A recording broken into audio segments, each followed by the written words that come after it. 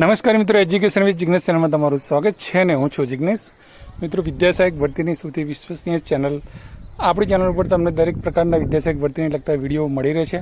આજનો વિડીયો છે એસસી ઉમેદવારો માટે જાતિ ખરાઈ બાબતમાં જે પણ મૂંઝવણ છે એ આ વિડીયો જોયા પછી તમને જે કંઈ પણ મૂંઝવણ છે એ તમામ દૂર થઈ જવાની છે. બરાબર છે? તો વિડીયોને અંત સુધી જોજો અને જે પણ તમારા મિત્રો હોય એમને શેર જરૂરથી કરજો. સૌથી પહેલાં તો વાત કરી લઈએ એસસી કેટેગરીના મિત્રો જે છે એમને કહેવા માગું છું કે જનરલની સીટ જો તમે પસંદ કરો છો, તમે ભલે એસસી કેટેગરીમાં ફોર્મ ભર્યું પરંતુ જનરલમાં તમે લઈ લીધું, બરાબર, જિલ્લો પસંદ કર્યો જનરલ કેટેગરીમાં, તો તમારે કોઈપણ પ્રકારની જાતિ ખરાઈ કરાવવાની આવતી નથી. જે મિત્રો કેટેગરીની સીટ ઉપર જ લે છે એમના માટે આ વિડીયો મહત્ત્વનો છે. બરાબર? તો તમારે પણ કદાચ કેટેગરીમાં લેવાનું થાય, બરાબર, જનરલ માટે દાવેદાર હોય તો જનરલમાં લેજો, પણ કેટેગરીના જ દાવેદાર હોય તો આ વિડીયો તમે જરૂરથી ચોક્કસથી જોજો. તમને એની અંદરથી ખ્યાલ આવી જશે કે તમારે જાતિ ખરાઈ બાબતે કોઈ ચિંતા કરવાની જરૂર છે નહીં. તો સૌ પહેલાં તો વાત કરું કે જાતિ ખરાઈ માટેનું એક ફોર્મ જે આવે છે, જે વેબસાઇટ ઉપર મૂકવામાં આવશે, એ આખો ઠરાવ મૂકવામાં આવશે અને ફોર્મ જે છે એ પણ વેબસાઇટ ઉપર મૂકવામાં આવશે. કેવી રીતે ભરવું, એની અંદર શું શું જોઈએ છે, બધી વિગતો જે તે સમયે ફાઇનલ મેરિટ આવશે ત્યારે મૂકવામાં આવશે. પણ અમુક વસ્તુ જે છે આપણે પૂર્વ તૈયારીના ભાગરૂપે તૈયાર કરીને રાખવી પડે અને ઘણા મિત્રોના મેસેજ હતા, તો એટલા માટે આ વિડીયો લઈને આવ્યો છું હું. તો કઈ વસ્તુ પહેલાં તો જોઈ છે એની પહેલાં વાત કરી લઈએ પછી. તો સૌપ્રથમ જે છે એ તમારે તમારું અસલ જે રેશન કાર્ડ જે છે એ રેશન કાર્ડની વિગતો આપવાની હોય છે. તો તમારું જે પણ એપીએલ બીપીએલ જે પણ રેશન કાર્ડ છે એ રેશન કાર્ડ જોઈશે તમારું. એમાં મુખ્ય વ્યક્તિનું નામ, રેશન કાર્ડનો નંબર, આ બધું જે હોય છે એ રજૂ કરવાનું થતું હોય છે. પછી મુખ્ય વસ્તુ જે છે ઉમેદવારનો જાતિનો દાખલો, એટલે કે તમારો પોતાનો અનુસૂચિત જાતિનો દાખલો અને તમારું શાળા છોડ્યાનું પ્રમાણપત્ર જે તમારી પાસે હશે જ, જે તમે અપલોડ કર્યું હશે. આ બે મેં પછી વાત કરીએ કે ઉમેદવારના પિતાજીનો જાતિનો દાખલો અને પિતાજીનું શાળા છોડ્યાનું પ્રમાણપત્ર. બરાબર છે? આ વસ્તુ મેન તમારી ડોક્યુમેન્ટ થઈ ગયા. આટલી વસ્તુ તમારી જોડે જો કમ્પ્લીટ હશે અને ઓકે હશે તો લગભગ તમારે બીજું કોઈ ડોક્યુમેન્ટ રજૂ કરવાની જરૂર પડતી નથી. બરાબર? પણ જાતિ ખરાઈની બાબત છે એટલે કદાચ કોઈ ભૂલ આવે, મિસ્ટેક આવે, તો એટલા માટે જે ફોર્મની અંદર ઘણા બધા બીજા ડોક્યુમેન્ટ જે છે એનો પણ ઉલ્લેખ કરેલો છે. તો એની આપણે વાત કરીએ તો ઉમેદવારના ભાઈ જે હોય છે એનો પણ જાતિનો દાખલો અને એલસી જે હોય છે એ પણ રજૂ કરવાનું થતું હોય છે, તો એ પણ તમારે રેડી રાખવાનું. તમારા સગા બહેન હોય, બરાબર, ભાઈ અને બહેન હું બોલું છું એટલે કે સગા ભાઈ અને બહેન, એ લોકોનો પણ એલસી અને જાતિનો દાખલો તમારે રેડી રાખવાનો છે. ત્યારબાદ જે છે તમારા સગા કાકા હોય, સગા મોટા બાપા હોય, એ લોકોનું પણ એલસી અને જાતિનું પ્રમાણપત્ર જો હોય તમારે, તો મેક્સિમમ ડોક્યુમેન્ટ જે છે એ તમારી પાસે તમારે રાખવાના છે. બરાબર છે? હવે એક વસ્તુ બીજી વાત કરી લઈએ કે આટલા ડોક્યુમેન્ટ તમારી પાસે થઈ ગયા, પણ જો તમારા પિતા અભણ હોય, બરાબર, તમારા પપ્પા અભણ હોય, એટલે કે એમનું અભણ હોય તો ખબર છે કે એલસી હોય નહીં, તો તમારે શું કરવાનું છે? તો તમારે કુટુંબના જે કોઈ પણ વ્યક્તિના તમે પુરાવા રજૂ કરો છો, પિતા અભણ હોય તો કદાચ કાકા કે ફોઈનું તમે એલસી રજૂ કરો છો, તો તમારે નિયત નમૂનાનું પેઢીનામું બનાવડાવીને રજૂ કરવાનું છે. બરાબર? પેઢીનામું ઉલ્લેખ સાથે બનાવવાનું છે. એ પેઢીનામાની જે છે એ જરૂર પડશે. કેવા કિસ્સામાં? જો તમારા પિતાજી અભણ હોય અને પિતાજીનું એલસી ના હોય તો તમારે પેઢીનામાની જરૂર પડવાની છે. બરાબર છે?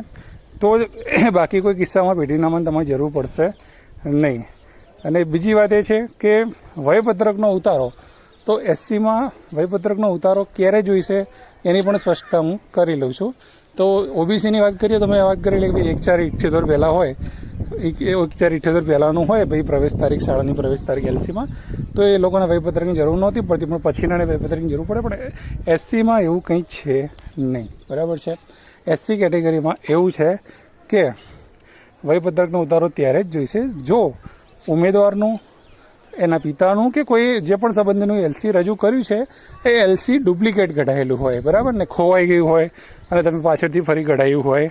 બરાબર છે? તમારું એલસી કોઈ ભૂલના કારણે ફરીથી કઢાયું હોય, તો એવું ડુપ્લિકેટ એલસી જ્યારે પણ તમે કઢાવેલું હોય તો એ ડુપ્લિકેટ એલસીની સામે એ એલસીનું વયપત્રક તમારે રજૂ કરવાનું રહેશે, બરાબર. આ ખાસ યાદ રાખજો, એસસીના ઉમેદવારો ડુપ્લિકેટ એલસી હોય એ કિસ્સામાં જ તમારે વયપત્રકનો નમૂનો કઢાવવાનો છે, બાકી તમારે વયપત્રકવાળું લાગુ પડતું નથી, બરાબર છે.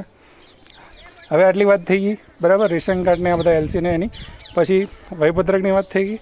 હવે વાત કરું છું પેઢીનામું. એ પેઢીનામું પણ મેં તમને કહ્યું કે તમે પિતાના સિવાયના કોઈ ડોક્યુમેન્ટ બીજા રજૂ કરો છો તો તમારે પેઢીનામું જે છે એ રજૂ કરવાનું થાય છે. 1950 પહેલાં કોઈ મહારાષ્ટ્રમાંથી કોઈ ઉમેદવારો આવેલા હોય અને એ 1950 પહેલાં ગુજરાતમાં આવી ગયા હતા, બરાબર. એ અંગેનું એમનું જાતિનો દાખલો હોય તો એ પ્રમાણેની તારીખને બધું જોવામાં આવશે.